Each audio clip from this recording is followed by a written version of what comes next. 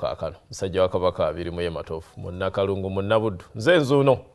oba tuusaako ebyensonga osiza otya ssebo n'ennyabo mu pulogulaamu eno olutindo tukuleetera ebintu bingi naye nga byonna bikugattako nga ggwe omuntu abantu oba oli nabo ekitundu kyo n'eggwanga lyonna. Kaakati nsookedde mu byabulamu era nja kudda mu byabulamu. Ndi n'abakulu wano okuva mu TASO Uganda. Nina abakulu babiri. Omu ye Dr. Nicholas Mugagga, ono nno member wa CAF. Kaka, yes. Yes. Avudde mu TASO. Era mu bitunyumizzaamu wano. Avunaanyizibwa nnyo ku by'obulamu naddala mu ssaza lya Ssaabasajja Kabaka Busiro. Tatambudde yekka, atambudde n'omukulu akulira TASO Mulago, Omwami Nkabala Robert ye manager TASO Mulago. Tuze kwogera ku nsonga z'akawuka ka siriimu. Kinajjukirwa nti kaweefube wa Ssaabasajja Kabaka n'Obwakabaka bwe ekiri luubirirwa kiri nti 23 wanaatuukira ng'akawuka ka siriimu tukatudde mu nfeete. Tukatudde ku nfeete mu Uganda eno ne mu Buganda wano. Naye ekyo kirina kukolebwa nze gwandaba oba mpulira n'abakulu bano abazze n'oyo gwe tulowooza ntabiriiko. Naye abasaba abakulu bababuuzeeko. Sookera Dr. Mugagga enseekula bulungi abantu babuuzeeko. Neyanza nnyo omwanjuzi abatulaba n'abatuwuliriza nsanyuse nnyo okuba ku mpewo za Terefayina eyaffe. Erinnya Dr. Nicholas Mugagga nga ndi musawo omukugu mu nsonga z'abakyala nga ndi CAC member. CAC ke kakiiko kalabirira akawabula ekitongole kya TASO eky'emulago ayinza omukungu wa Ssaabasajja Kabaka w'ebyobulamu mu ssaza lye ery'e Busiro ewa Ssebwana. Njogera mukungu njogera na mukungu ewaawo. Omukulu manager abantu babuuzeeko. Sebo tweyanzizza bannaye abalaba BBS Terefayina mwebale kusigala ku mpewo. Amanya nga bwe banjanjudde nze Robert Nkabala nga nkolanga akulira TASO Mulago. Tukola okujjanjaba tujjanjaba ate ne tubuddabudda ate era ne tufaayo eri amaka n'abaana abakoseddwa akawuka ka siriimu. Weewaawo. Akadde situlina kangi kansookere wa Dr. Mugagga. Yes, sir. Gwe ebyobulamu mu Busiro olina mukungu olina musawo mutendeke era ndowooza omukulu ono Robert bw'amanaginga ate ebisinga ebiri medical yeebuuza ku ggwe. Yes, sir. Mu kiseera kino ku mugigi guno oguliwo gusiigire ekifaananyi ky'ebyafaayo bya siriimu. Yes. Tugenda tuwulira HIV ate ntuwulira AIDS. Enjawulo eriwa bino bitandika ddi okwawukana ku binnaabyo. Yes. Neyanziza nnyo bwebanga ekiruubirirwa 23 siriimu amaze ebbanga ki tulowooze 23 ajja kuba akoze eki ndakiika nga 23 mu byafaayo bitulaga nti mu mwaka 1982 siriimu yakakasibwa mu Uganda wano eri Rakaayi era nga yatambuzibwa bano abavuzi b'ebimotoka era abantu oluguudo olwo Masaka abantu baafa mutukula naye ng'olwo tugamba nti ddogo era lyabeeranga ddogo byakyuka bukyusi nga abantu batandise okukitegeera nti bulwadde obulwadde buno bwotanywera mazzi bwotasiigibwa na ngalo bwe tufuna mu kwegadanga nga mubikola ebyokwegatta nga n'omuntu omulwadde w'akawuka. Siriimu ono bwe yatandika mu 82 n'asensera n'ava emutukula Rakaayi n'ajja Kyotera Masaka n'asiisira mpaka e Uganda makkati wano e Kampala awo nno n'asaasaana Uganda yonna era nga kiragiddwa nti tulina abantu nga kakadde kamu ne 1.4 million akagede kamu emitwalo ana mu kiseera kino ng'abo bali ku ddagala. Kitegeeza nti abantu bakyalina akawuka ka mukenenya era ebibadde ebisembeyo okufulumizibwa bitulaze nti emitwalo 5,114 bakwatiddwa akawuka omwaka oguwedde. Bw'okimenyaamenyamu kitegeeza buli ssaawa oba n'abantu nga 6 wennaabira wano essaawa emu abantu 6 bagenda kuba bamaze okufuna siriimu. Kyokka nga emitendera mingi egiteekeddwawo, abantu basomeseddwa, naye abantu twesoledegwa naggamba tulowooza siriimu yagenda. Kati abavubuka bangi abatamulabangako mulowooza tunyumya muvi. Bwe tugamba nti abantu bakenera ku malaalo g'abaafa nti bali abaafa baafanga ngumba nga tuziika ngumba nga tukyalaba ku mubiri muga kibayita omugogge omuntu n'akogga beyond. Era ndowooza twetaaga okuddamu okufuna ku buvidiyo obwo abantu balabeko naddala abavubuka bazaaliddwa kati bakitegeere nti siriimu akyaliyo. Otherwise bwe batassaamu maanyi ate akyatta abantu nti era omwaka oguwedde abantu 1,700 17,000 bafa siriimu mu bufunze. Buli ssaawa abantu nga 2 buli ssaawa wennaavira nga abantu 2 tumaze obbaziika abasiriimu. Olina akakusiibwa dokita agambye dda abantu baafanga ng'olaba amagumba. Ennaku zino tolaba ku magumba kyenkyenjawulo ekiriwo era kyomulaba omuntu afa mugimu kubanga eddagala lyajja. Ate neweesanga nti abantu bwe balaba nti eddagala weeriri tosobola kutegeera ani alina ani atalina. Kubanga kati bwe tutunula obutunuzi wali nga abantu batyamu bw'alaba oli nga akozze ng'agamba ha bannaye kanoonya olumba olulala naye nga sifudde naye kati eddagala lyajja abantu banyirira ate siriimu tetumulabisa maaso. Era kyekyo Dr. Mugaga kyabadde ayogerako nti kibeera kirungi ne tutegeera nti siriimu akyaliyo ate ne tutema empende ez'okulaba nga tusobola okumwaŋŋaŋŋa n'okumwewala bwe tuba tunaatuuka ku nnaku ziri z'ogambye 2-3 nga siriimu takyaliwo muki mu Uganda ne mu nsi yonna. Kaakati olina akagombo kweyogedde musawo Nkabala nti tetukyalabisa maaso. Nze ndi munawulire embeera mu bavubuka bonna ne waffe ye Kalungu. Naye okimanyi nti abantu bakebeza amaaso. Ekyo kyo kituufu. Abantu bakebeza amaaso. Era bwe kiri naddala abavubuka bo olutunuulira n'alaba ng'olabise bulungi ate teriiwo kalaga nti oli mulwadde nti oba olina awakuluma kiwedde. Kaakati musawo awo ye abatulaba ku Terefayina naddala abavubuka siiga ekifaananyi ekyaba abaana abazaalibwa n'obulwadde engeri gye musobodde babeezaawo ne baba n'obulamu ne bagasa ensi naye bwe batuuka okufuna bannaabwe ng'abavubuka prosesi y'okufuna ababeezi embeera yakebeza maaso. Mbakubira omulanga era ne mbajjukiza abavubuka abali eyo nti siriimu wajja wano HIV ne tumukwata twafuna obuvujjirizi ne research ne zikolebwa ne tumanya ekitta abantu ne batandikibwa ku ddagala, abantu ne baddamu obulamu, abaali bakenenye ne badda engulu, abantu ne batandika okulabika obulungi era mu abo ne bazaala abaana. Naye mu budde obwo twali tetunnafuna nnyo magezi ku nsonga z'okulaba nti abaana tebakwasibwa kawuka. So mu buufu obwo waliwo abaana abaazaalibwa nga balina akawuka naye olw'eddagala basomye bakuze ne ku university batuuse obulamu babutambuziza bulungi naye basigadde balina akawuka bazadde ne bannaabwe naye era basigala balina akawuka nti bw'obanga weetabye naye mu bukolero bw'ekifumbo oba osobola okulwala akawuka. So ne mbagamba abavubuka bali eyo omuntu tomukebeza maaso mutwale mu ddwaliro tomutumayo mugende mwenna mu ddwaliro mwekebeze mu bifo ebirambiddwa gavumenti yaffe neya Ssaabasajja ne central government mu bifo ebyo ebikakasiddwa nti birina obusobozi obukebera mukenenya naddala bannaffe abagenda okufumbiriganwa oba osimbye munno era naawe genda omukebeze okakase kubanga tosobola kulwanyisa kyotamanyi ekisooka kumanya nyimiridde ntya omulabe waali bataliiwo gwe mwennyini bw'omanya nti nyimiridde bulungi weekuume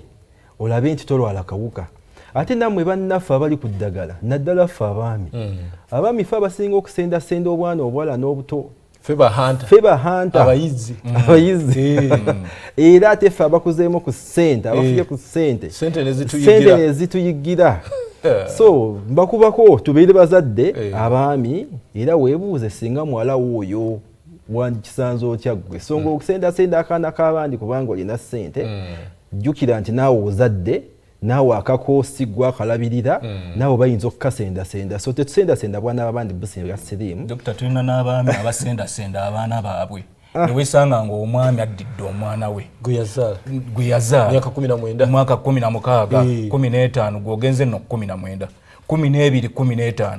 ng'oyo omwami gwafuusizza ki amwagalamu ebintu naye ng'ate gwe yazaala mwana we teri yamumuzaali naye nga mwana we kaakati awo nye musawo Robert enjawulo wa HIV ne AIDS byawukana bitya ekyo kankibuuze gwe manager taso manager enjawulo eri nti bwe twogera ku HIV tuba tutunuulidde akawuka kalike siraba kalike tutalaba akatambulira mu musaayi eyo akawuka akatambulira mu musaayi ke kayitibwa HIV kati bwe twogera ku AIDS awo tuba tuleese kati akatogo akabeera kazze mu bulamu bwo mu mubiri endwadde ne zibeera nga zizze ne zikola ki ne zikuyiikira newesanga nti olina olusujja olususulufukuse amaaso galina obuzibu emimwa gimyuse owulira toyagala kulya kwegamba buli katogo kandwadde ne kabeera nga kawoze eki kakwezinzeeko eyo gye tuyita AIDS eyo ebeera kibeeranga condition tunakiyita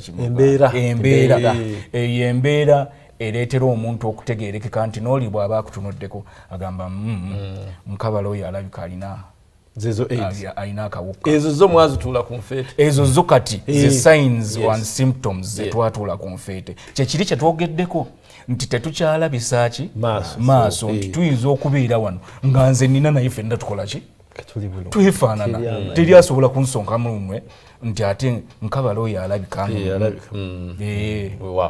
kaakati ne kino nkibuuza nze mmanyi ngobeerera ennaku zino abantu beekebeza nagenda ku famasi n'agula bu testing kit babufuna neeyo mu malwaliro nenkubira Dokita Mugaggo waayi kiri kitya nfunirayo ku buntu mwe muli mu bintu ebyo okwekebeza okumbuuza mwenna naye nga mukimanyi namwe nti abantu beekebeza bw'abajja abaddeyo gye basanyukiramu n'alaba pulaani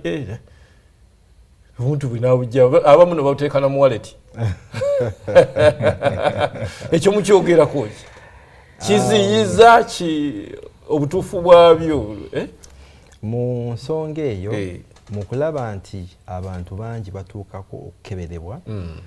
emitendera gizze okulaba nti twangwirizibwa okutuusa obuweereza eri abantu ennaku zino wazzeewo bukits ng'akantu ako kakebera partner kuba twakiraba nnyo naddala eri abakyala baffe abazze ku antinento ng'abaami tebaagala kgenda mu malwaliro kuba bakimanyi bulungi olwo yasendesenza akaana k'abandi agenda kasiga siriimu ng'ajja kwebuzaabuza baana babiri mpaka akaana kattu bwe kalwala nako kati ne tulabanga okubayambako abaana baffe abo ne tufuna bukitsi obwo nga kakiita ako osomesebwa ogwazze maama oba omukyala ali mu kuyonsa kwati twagala kulwaza mwana waffe bwe tukusanga ng'oli mulwadde omusajja tumwesibyeko tajja nga tukuwa kakiita ako era bubeera bwa bwereere malwaliro gano agakola bulwadde bwa HIV nti bakusomesa tukayise no waggulu w'ekibuno ne wansi n'okassa mu katebaawo n'ossaako obudagala ne kaleeta bulayini bulayini obwo naye tekakakasa katuwa ku kifaananyi kati bw'olaba nga kaleesa obubonero bwe tujja okukusomesa ng'ozze mu ddwaliro awo omwami ng'omuleeta olwedde oba otandise olugendo olw'okulaba nti naye so bukitsi obwo mwebuli malwaliro era tubweyunire naye weetaaga okukajja mu kifo ekiri gazeetedde ekituufu ate n'osomesebwa n'otaleeta nsasagge mu maka okitegeera kubanga tetwagala kuleeta nsasagge wadde siriimu waali era HIV waali tetwagala siriimu oba HIV wajja mu maka go alakenga gasattuse okuba ne akawuka si musango buli omu asobola okukafuna naye okumanya nti oli mulwadde n'oyambibwa mu nsonga ezo kikulu nnyo naddala ng'otandise eddagala naye n'enkozesa y'obukitsi obwo abamu balina engeri gye babuterekamu ate nga bukitso obwo bulina emisoso gyabwo engeri gye tuteekeddwa obukozesaamu temperature olisanga oli kubanga bagenda kukyakalamu n'osanga nti akateese mu waleti kati obuntu obwo buba tebuterekeddwa bulungi oba tobuterese okusinziira ku mateeka agabufuga mujja kutuuka eri olowooze nti byonna ebisomebwa biki bituufu kumbe mwanyodde namudda oleese obuzibu nti akantu kakoze eki tokatutte bulungi wabeerawo obuzibu obwo bannange musawo Robert ne kano kakanyonyoleko yes twekebeza naye gwe neekebeza naye oba oli awo mu wiiki emu yabaddeko ne gwali naye oba oli awo nga mulwadde akawuka kano singa abantu abaagalana beegasse ng'omu alina omutalina asiize kitwala bbanga kyakawuka ako okulabika mu musaayi ng'okebeza webale nnyo ekibuuzo ekyo kugamba akawuka ako kisinziira mu mubiri gw'omuntu waliwo bannaffe nga bwakafuna wayitawo bwa wiiki ng'emu nga kabunye results neziraga nti olina akawuka n'ebeera yayisaawo wiikisi 2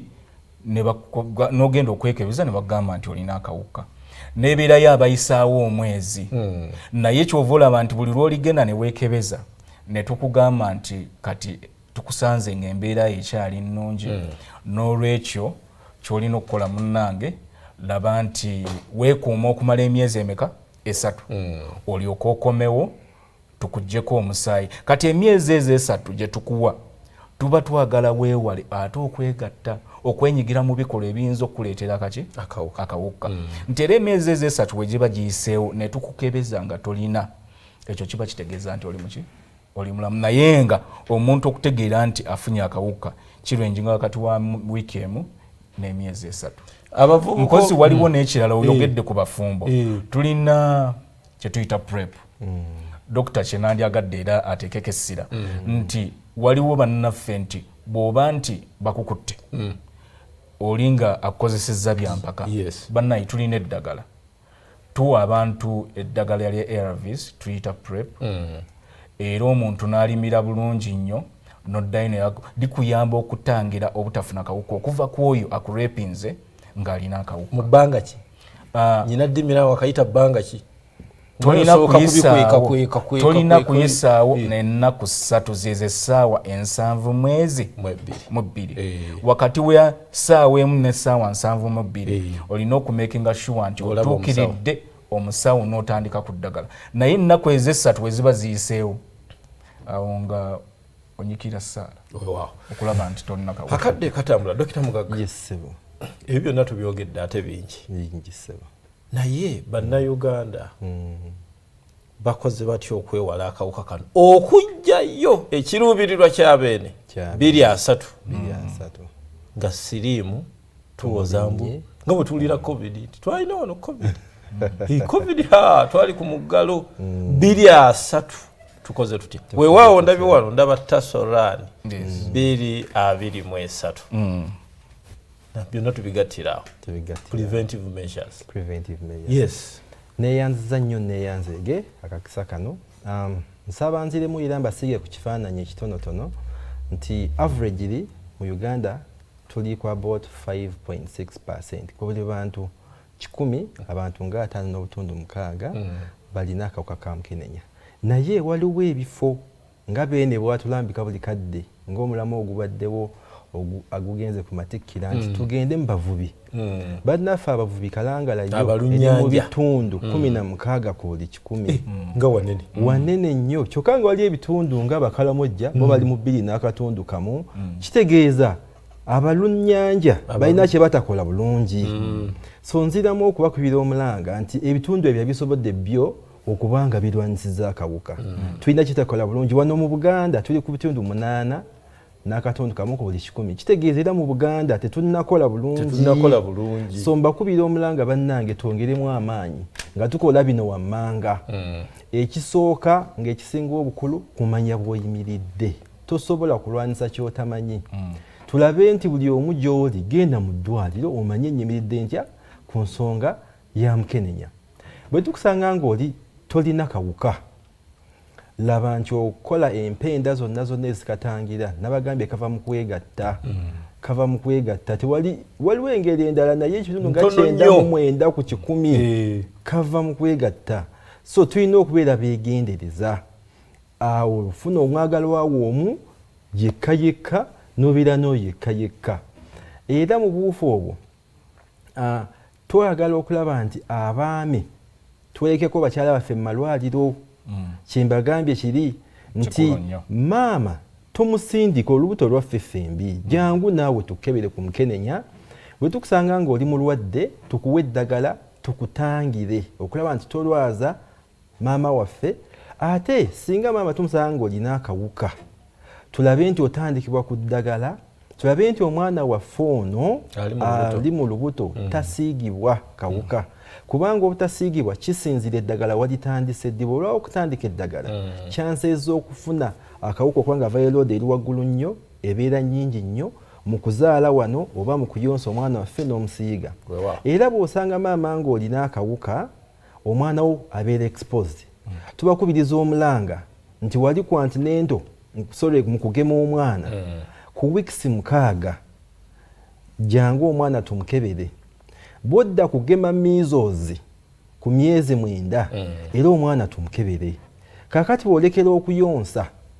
era omwana wisawo wiikisi 6 tumukebere omwana bwezi omwaka gumu n'emyaka myezi 18 mwaka gumu kitundu era tumukebere tulabe nti oyo ayiseewo oba tayiseewo bw'aba tayiseewo tumusalira akadde kantwalaganya ekinkutombabiro TASO Run 2023 Dr. Musawo Robert kiki ekigenda maaso ekiriwo kakati era nga bw'oyogedde mu kuziyiza twagala kuziyiza naddala tuli kutunulira abaana b'obuwala n'abaana abalina kawuka ng'era emisinde gino gitegekeddwa janga 10 mu Saturday nejje y'enkya ye Saturday era njagala okukubiriza Abannayuganda akavesiti kano akajoozi kano ka mitwalo 2 kitundu kavaawo kyokka je kali ku TASO na wana nja kukulekerako eberi yaba bwetaaga era ne ku St Joseph Wakiso ku ddwaliro omukulu Dr. Mugaga lyakulira nayo je buli Bannayuganda tubakubiriza mujje tukuba omulanga nti mujje tuddukire wama kakati awo wenyini tuli mu kulwanyisa bulwadde mu baana ate tuli ku baana b'obuwala Dr. Mugaga ayogedde ku baana b'obuwala obuzibu obuliwo manyi batera okugamba mbu tuteesa abaana b'obuwala mu maaso ne tulekerera ab'obulenzi nedda si bwe kiri naye ekizibu kye tulina ng'era Dr. Mugaga bw'agambye nti abaana b'obuwala kyangu nnyo omuntu okumukozesa okusinga abalenzi ffe tulina engeri gye tumegganamu n'embeera naye buli avaayo mbu ayagala ayambe ku mwana w'obuwala asooka kwagala mumukozesa musawo akadde katambula naye wantuttanyiza bulungi emisinde gitandika ssaawa mmeka ludda wawe tusimbula ebyokwerinda biri bitya tweteeketeeke tutya emisinde gigenda kutandikira mu kisaawe Makerere ekisaawe ekyawansi gye bayita rugby ground otyo nga tugenda kudduka tulina emisinde gye kilomita 5 ne tubeera n'emisinde gye kilomita 10 egy'ettaano gijja kuva mu Eastern Gate gigende ku Saapolo Kaggwa nga bayise ku ekikubo kye bayita 10-10 gigende ku Saapolo Kaggwa bagende bayingirire mu Western Gate kati egy'emisinde kilomita 10 bajja kuva mu main gate Makerere bagende nga abagende Kamoocha tudde ku Mawanda Road tukirire tujje wano omudduso omukulu agenda kubeera owa parliament member of parliament akulira akakiiko ka HIV mu parliament sente meka mitwalo emitwalo jijja kuba 2 kitundu aka-t-shirt aka-vest kana akakuddukiramu abalamu basobola okukafuna ku St Joseph tusobola okukafuna wano waliwo bwe tuleese namba y'essimu abantu bagwetaaga eri 075 2 774 339 Dokita nsaba osibule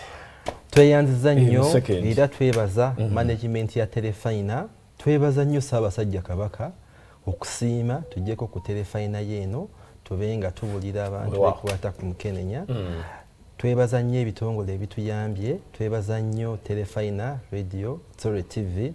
twebaza Centenary Bank ne twebaza Parliament of Uganda ne twebaza NBS kuba naye tuyambye nnyo. Kale kamberekereze tweyanziza nnyo.